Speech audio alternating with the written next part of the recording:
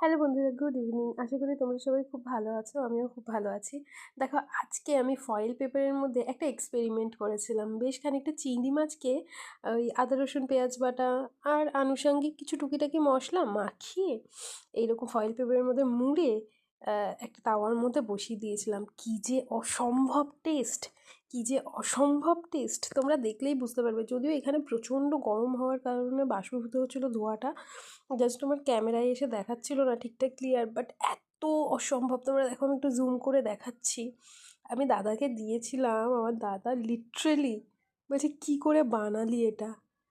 এত টেস্টি হয় যে কোনো চিংড়ি মাছ, খুব বেশি লাগে না কিন্তু অল্প একটু, আর ওপর দিয়ে দিয়ে দিয়েছিলাম একটুখানি সর্ষের তেল, মানে বসানোর আগে আর কি, মানে ফয়েল পেপারের মধ্যে মোড়ার আগে একটু সর্ষের তেল আর দুটো কাঁচা লঙ্কা।